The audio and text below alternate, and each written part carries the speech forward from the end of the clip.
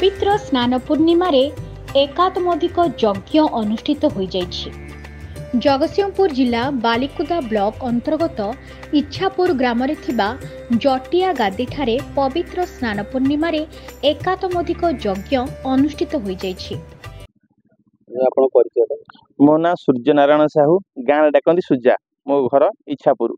कौन कहे ये जो जटिया गादी कौन महात्मा रही जेहेतु स्नान पूर्णिमा स्नान पूर्णिमा आज यज्ञ कर कौन महात्मा कौन रही कौन कह जटिया गादी विषय मुझे कौन कहबी तो सी तो महात्मा ठाकुर तो जी जहाँ पुराण रु पढ़ी शुणी बाबांकर जन्म कोणियारे कोणियारे जन्म जन्म होगापर सी तांकर ढीओ छाई हलदी ढीओ मामू घर थिला बिली पुराण कहे एवं से जगार मामूंकर कौन पिलापिली नथिला सेथिपाई मामू तांकु पोष्यपुत्र ग्रहण करथिले। सेही समय जहाँ जना जाए 10 ରୁ 12 वर्ष भितर बाबा कणियारू तांको मामू घर ढीओ छाई हलदी ढीओ जाती एवं ता मझी भाग पड़े आपणकर बाखराबाद सेठी से सेठी गोटे अच्छी मठ बेलबण मठ सेठी बाबा जीवा आसिया समय सेठी गुरु दीक्षा करथिले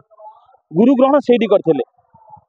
तांका से गुरु को ना थिला बणिया बाबा बा बणी बाबा तो सेठू से जीवा आसिया भितर बणी बाबा संस्पर्श आसी सेठू से दीक्षा नहीं थिले एवं अष्टांग योग साधन सेठी करथिले। से तापरे किछि दिन एमती गत हो जाए बणी बाबांकर तांकर एमती राजा महाराज माने तांको किछि दंड विधान कले। सही समय रे बाबा बणी बाबा स्मरण कले जे मो शिष्य मो पाखु आसिले मु बाबा पाखु जाई समापन हेबी।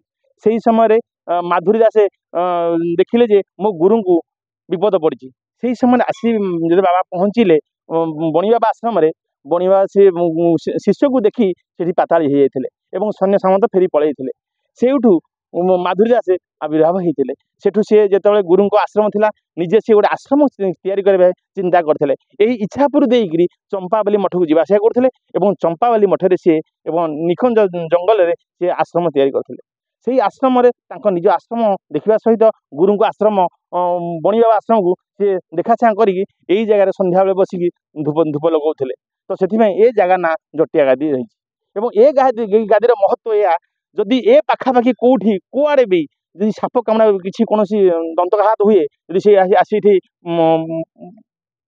प्रणाम करे तो तार निश्चिंत विषय नाश हो जाए जी जो मुहूर्त जहाँ डाकी जो मुहूर्त जहाँ डाकी निश्चिंत फल पाई आंक महिमा मु कौन कहबी ये किसी मु जानिनी। एही ग्राम सबु ग्राम ठारू नियारा ग्राम एवं एठारे 12 मासरे 13 पर्व पालन करा जाए। जदि कहिबा ए ग्राम रे अनेक प्रतिरक्षा रेखा आईनजीवी बसवास करिथांती। मो नाम से नित्यानंद साहू आम घर इच्छापुर मठर पाखापाखि बर्तमान आम परिचालना कमिटी सभ्य अच्छी महात्मा आमर ये माधुरी बांकर अटल महात्मा रही आम आखपाखर प्राय ये अंचल प्राय 40-50 किलोमीटर परिधि भितर जो लोक मान विश्वास रही से विश्वास संपूर्ण भाव सफल हुए आ सी आमर जो कहले साप कामुड़ा जो जिनस से बहु आह्वान कालू रही महापुरुष माधुरी बाबांकर जो पीठ थिला से पीठर ये पीठर जो आश्रय नौले ये पीठर महात्मा बहुत गुण अधिक रही साप कामुड़े टाही पड़ती लोक टाही पड़ला दिने 2 दिन भितर सी आरोग्य होकर घर को फेरती यहाँ हूँ बहुत आह्वान कल जिनस आमर जो यज्ञ हो यज्ञ आम 13 वर्ष है यहाँ आम विश्व शांति लोक मान मंगल लोक मान आरोग्य परिवेशर सुरक्षा आम यज्ञ प्रथम आरंभ करूँ।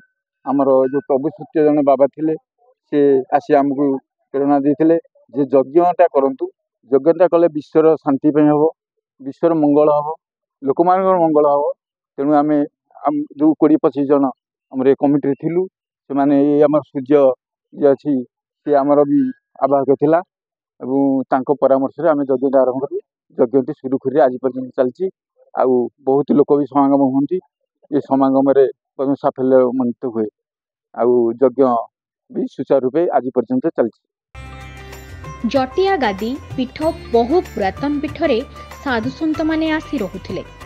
साधु जनक हेउछंती बाबा माधुरी। अनेक लीला जीए जेमिति डाकंती सेमिति वरदान दियंती। अनेक महात्म्य मध्य रहिछि। एही यज्ञ 13 वर्ष धरी यज्ञ अनुष्ठित होई आसुछि। जगतसिंहपुर जिल्लारू कैमरामैन अमय सह शिवदत्त भारती को रिपोर्ट एलएनटीवी। नुआ नुआ खबर जानिबा पई आमो एलएनटीवी को लाइक शेयर और सब्सक्राइब करंतु।